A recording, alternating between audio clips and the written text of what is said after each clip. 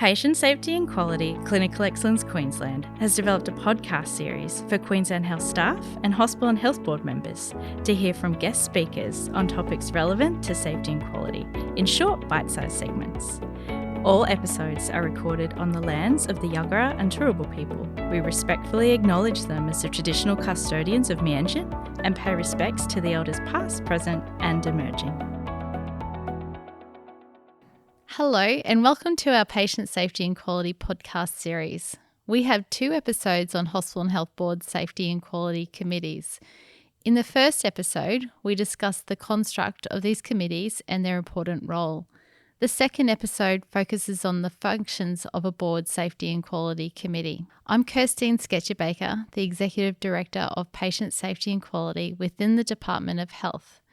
Joining me today are 2 guests from Metro South Hospital and Health Board, Associate Professor Helen Benham and Matthew Ames. Hello, Helen and Matthew. Hi, Kirstine. Great to be here. Hi, how are you? Great. We know hospital and health boards are required under the Act to establish 3 committees. Our discussion today will focus on Safety and Quality Committee. Helen, apart from your day-to-day job and as experienced rheumatologist, researcher and clinician, you are the chair of the Board Safety and Quality Committee. A committee usually includes 3 or so board members, with 1 being a clinician. They can also include individuals who are not board members, usually where the necessary skills do not exist on the board. So Helen, can you tell us about the composition of the Safety and Quality Committee that you lead? Sure. So the committee which I chair includes myself, and I'm a clinician, and we have 1 other board member who's also a clinician, who's a general practitioner. We have Matthew, who's a member and brings considerable experience in health and safety and risk. We have a board member who is the chair of our First Nations Equity Committee, board committee, and then we have 2 other board members with diverse backgrounds. Great, that's excellent. And in terms of Safety and Quality Committee, generally they'll have non-members as well on your committee. Do you have non-members on the committee? We do. So we have standing attendees, and these include our Health Service Chief Executive, our Chief Operating Officer, our Executive Director of Clinical Governance, and then we additionally have the Executive Director of Nursing and Midwifery. We have the Executive Director of Medical Services, the Executive Director of Allied Health, and our Board Chair is a standing invite as well. Excellent. And Helen, in terms of your experience as a clinician, how does that help you in contributing to the Safety and Quality Board Committee? Look, I think all the members on our committee really understand the responsibility to oversee the safety and quality of the services delivery in our health service itself. And all of the members all bring quite a diverse experience.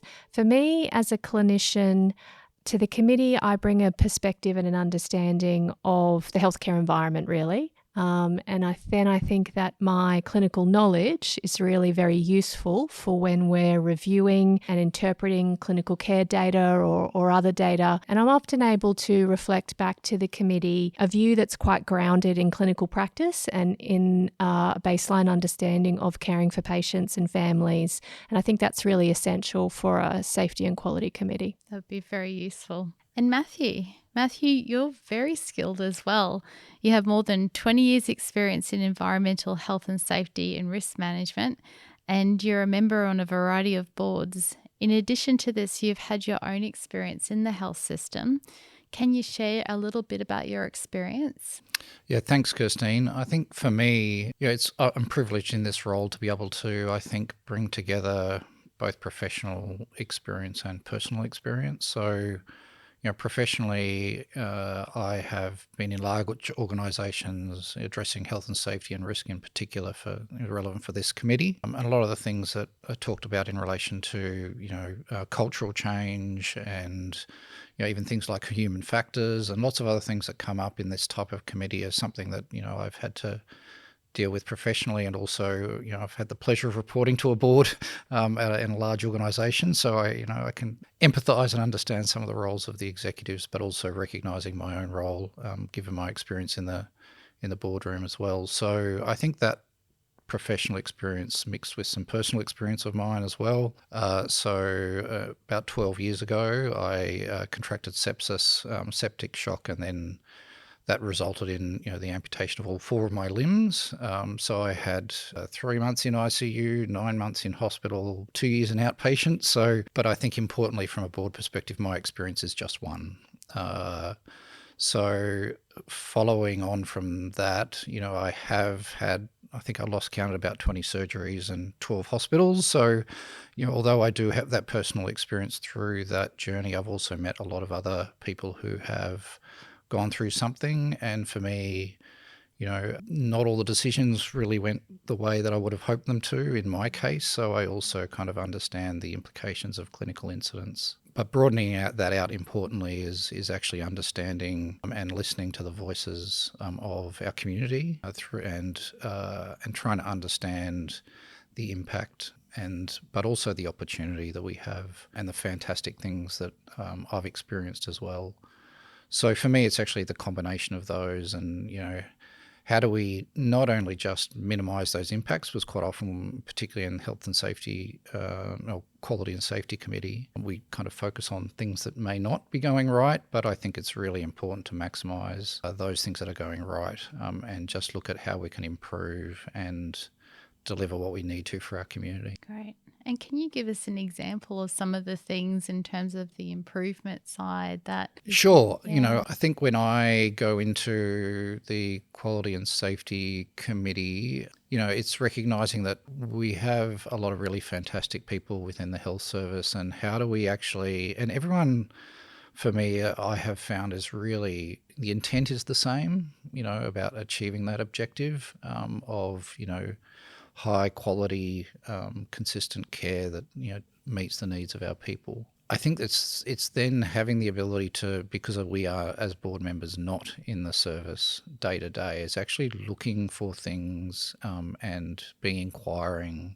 to actually try and bring out how do we actually do the improvement in the best possible way, taking all of the different stakeholders' needs into account. So I think for me, I tend to maybe simplify things a little bit, and there's a lot of information, there's a lot of papers, there's no lack of information within the health service. It's actually stepping back and thinking, okay, what are the really important things here?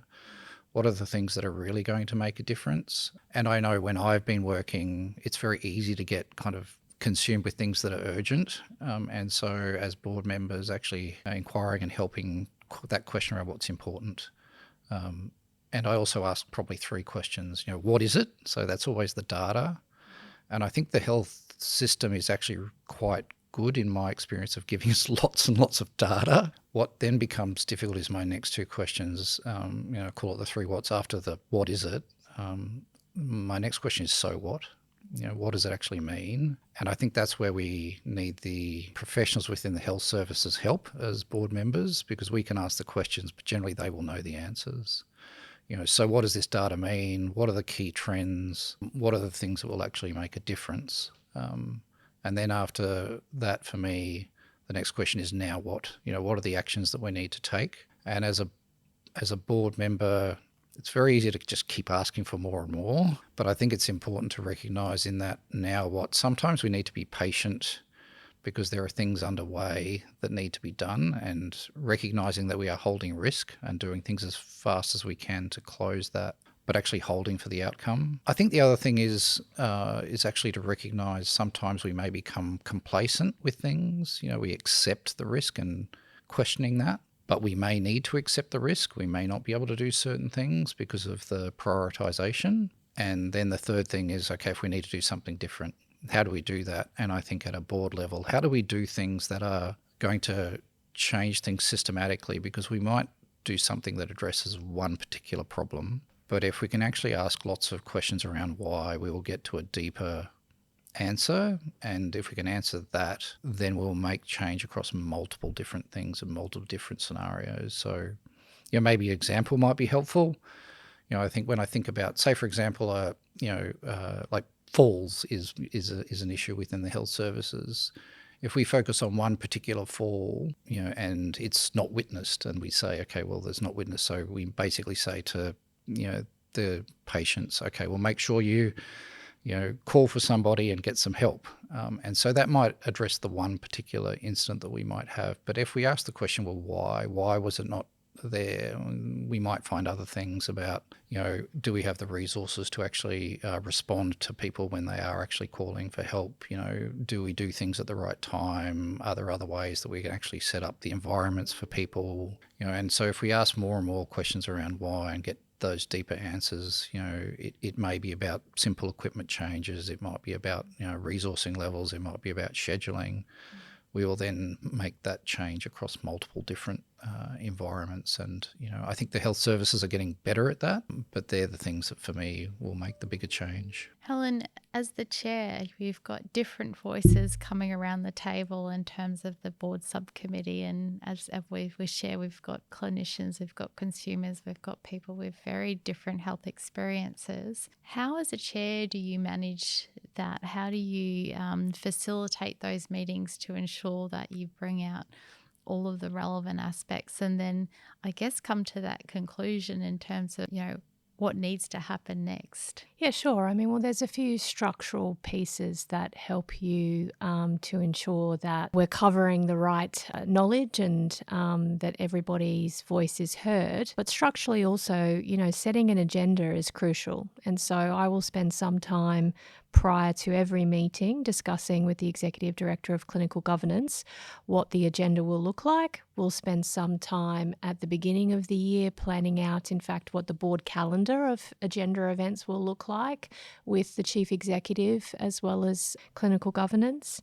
And then, the design of the meeting itself, we will always have some presentations within our agenda, and they'll be generally from people within the health service and sometimes external, but they might be consumers and they might be clinicians. They might represent different parts of the health service, different hospitals, community setting, et cetera, et cetera. And so making sure that those voices that are not just at the table but coming in to present to us is quite varied is important. During meetings, some of the content in safety and quality meetings can be quite confronting, or it can be concerning, and then there can just be sheer volume of data that comes to the safety and quality meetings. So the discussions around that need to, in some ways, have a conclusion, and but it's really important that there is, I guess, a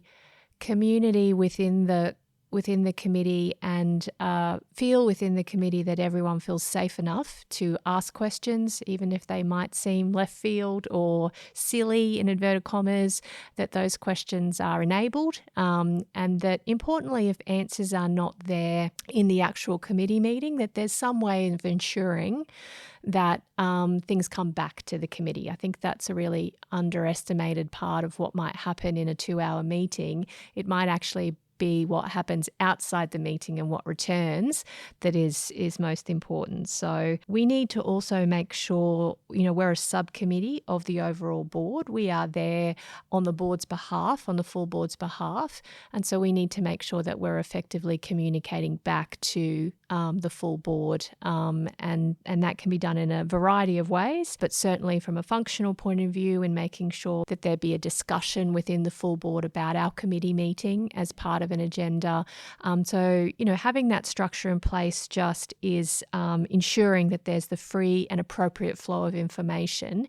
We might also sometimes send a paper to Audit and Risk and Finance, or it might come from there to us. We might send a paper to our First Nations committee, or one might come to safety and quality from there. So the most important part of a functioning safety and quality committee is have a committee where everybody feels that their voice can be heard and that nothing is off limits in terms of a discussion or otherwise. That's great. And Helen, in terms of, you mentioned sometimes there's voluminous information. I think, Matthew, you also talked about as a consumer, there can be heaps and heaps of data. How do you, when you get these reports, and in talking with a lot of safety and quality committee board members, there's often a tension of there's so much information, but then sometimes there's not enough information. How do you get that balance right? And then importantly, how do you get the main messages from those meetings up through to the board? Yeah, that's really difficult. So there's no one answer to that. And sometimes it's an iterative process, and sometimes it is a little bit messy, to be perfectly honest. And sometimes that needs to be okay.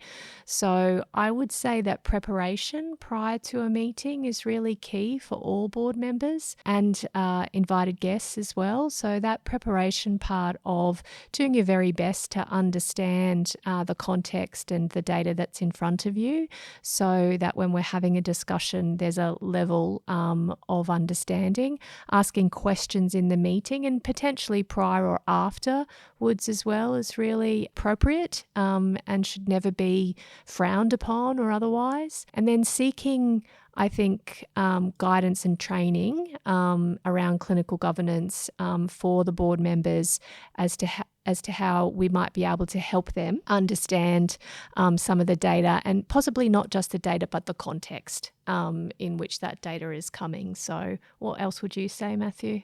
Yeah, look, I think definitely, and I think probably also back to that point of trying to work out, picking out what's really important, and also turning data into information with basically an interpretation and analysis. So you can have lots of data, but back to that question of what does it actually mean?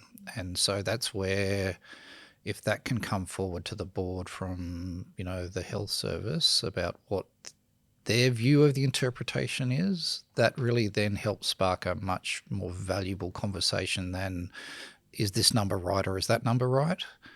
So how can, and I know that can be difficult as well from the health services perspective. But when we do get that, I think it really does create better conversations and better determinations of the way forward. The other powerful way of ensuring a level of context is to have presentations by clinicians and consumers and those who represent the particular piece of information that you're receiving, because I think then you have the ability to ask direct questions to the people who are involved and who might have put that all together, or who are at the coalface, or whatever it might be. I think that we've all found that to be a very powerful tool to use in meetings so that everybody can understand and contribute to any information that's brought to the committee. Yeah, I think that's important, as well as, getting into the detail. It really gives you the sense of seeing different people and understanding the culture that does exist within the organisation, and a level of confidence or otherwise as to the people. But pretty much every time we have people coming forward, the thing that seems to come through for me is just the passion that people have for those particular areas. And I think the challenge for us is, how do we actually create the environment for those people to flourish, to do the things that they're generally passionate about, and create an environment where we just endlessly look for improvement.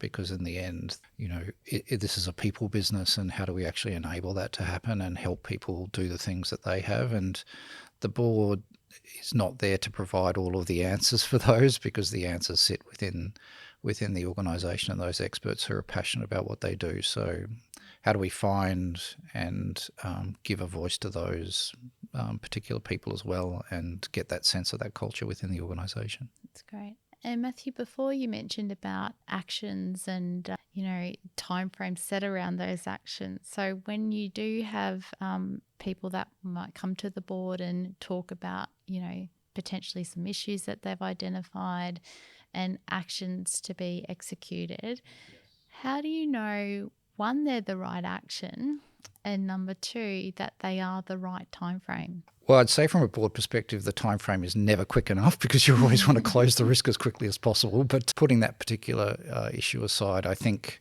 as to whether they're the right actions or not, I think from a board perspective, the things that I would look for would be really back to that understanding of the issue. Have we actually got to a point where we actually really understand why what's happening is happening, and do the actions go far enough in addressing the root cause of the issue?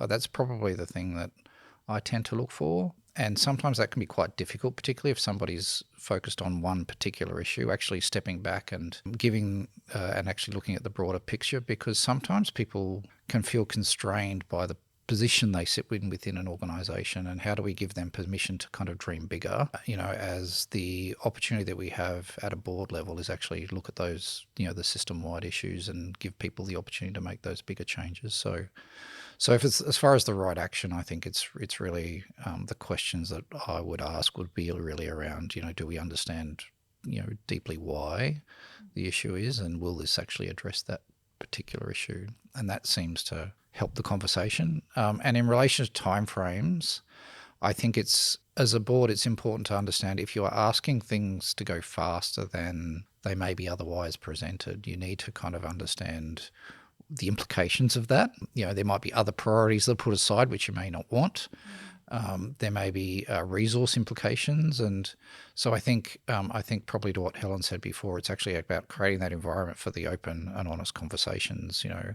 If we think it needs to go faster, then have that conversation, and it may not be able to, or it may be generally it always able to, but there are implications of that, and actually having the conversation so you can actually have an informed decision-making process rather than people going from their gut. And I think that's the thing that, you got to use your gut to some degree to, explore and identify the issues. But once it comes to the decision, I think, how do you make a decision that is informed as possible? You're not going to get perfect data on everything, but be open to that change, but also be open to the impact that you can have as a board member on pushing things without actually fully understanding the implications of that as well. I think the one thing that I have found it as relevant from a board perspective is, particularly in high-risk environments, and most of my boards are high-risk environments, and my background is high-risk environments, it's actually balancing that thing of, a feeling of constant unease, but backing that up with support for the organisation to deliver. So, it's a balance. If you focus too much on the constant unease, then you create a culture which is, potentially not conducive to improvement. But if you're just focusing on all the shiny things and not actually focusing on the things that may be going wrong, then you can basically sweep things under the carpet. So for me, it's actually about balancing those two things. I think complexity in our health services, and particularly, in our health service, which is, one of the largest in the country, I think it can be challenging for new members to appreciate that level of complexity, and therefore the way in which, information needs to return, or solutions, for want of a better word, in that complex environment, it can take some time to understand that for new members. So I think the only additional thing that I would add is having good relationships with the health service executives is really crucial, and ensuring that they understand why the board may feel that they need further particular information or something actioned in a manner that is faster or slower than might be sort of considered. So it is a very, very complex environment, and committees and board committees just sit at a level where overseeing that complexity can sometimes be quite overwhelming. And so taking things back to, in committee structures, taking things back to a sort of a baseline building block. Safety and quality has lots of building blocks around national standards and otherwise that allow us to bring it back to placing things into not boxes but context, so that we can assess, and be broad with that assessment. So it's very tricky, is what I would say. No simple solutions with some of these things, is there? Look, I'd like to really thank you both very much for the session today. You've helped shed some light on the construct of hospital and health board safety and quality committees, but also just the overarching approach in terms of the business of a safety and quality committee. So I think that's been really helpful in terms of understanding that, and particularly in terms of bringing together the people from the committee with the different lenses to contribute to the overarching approach. So thank you very much. Thank you so much. Great to be here. No worries. Thanks for having us. Further information regarding Hospital and Health Board safety and quality committees can be found online at the Queensland Health website. Thanks for listening.